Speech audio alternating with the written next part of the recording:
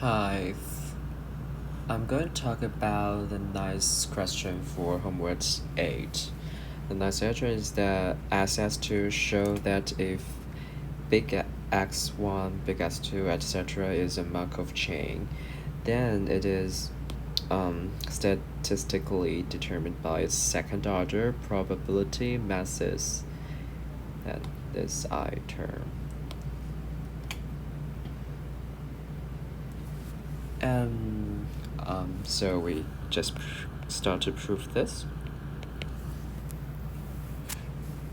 For example, the probability for big xi equals small xi, big xj equals small xj, for any I and j equals 1, 2, etc.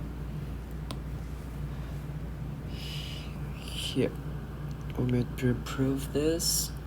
To prove this question, we first the probability of big X1 equals x1 small x1, big X2 equals small x2, etc. and big Xn equals small xn. As we can see that they're in line. It should be from 1, 2, 3, etc. to n, right? Yeah, for this question, the probability of x1 to xn, this should be equals to the probability of big X1 equals big Xn equals small xn based on the condition that big Xn minus 1 equals small xn minus 1, big Xn minus 2 equals small xn minus 2, etc. and big X1 equals small x1 times probability big Xn minus 1 equals small x1, etc. and big X1 equals small x1. Let's just check again.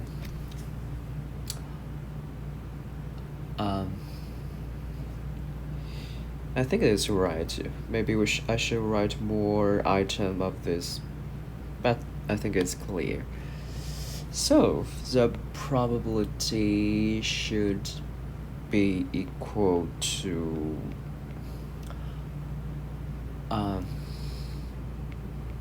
big Xn minus equals small xn based on the big Xn minus 1 equals small x minus 1 times probability of big Xn minus 1 equals small xn minus 1 based on the condition that big Xn minus 2 equals small xn minus 2, and etc.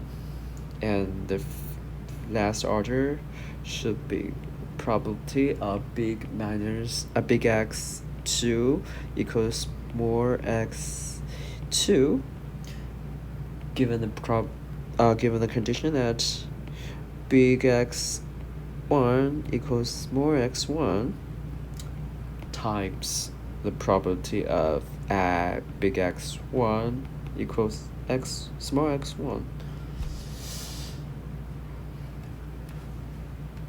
Let me check again.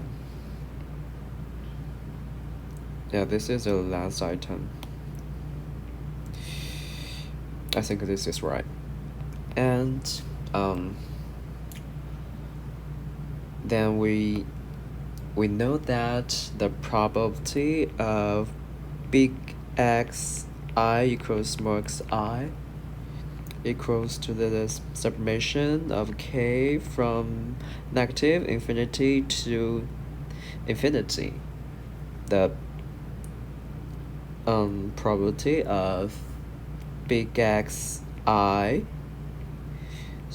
equals small xi, and big xj equals small xj, and then the probability of big xi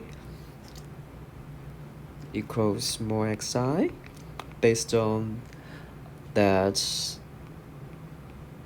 big xi minus 1 equals small xi minus 1 equals the probability of big xi equals small xi, and big xj equals,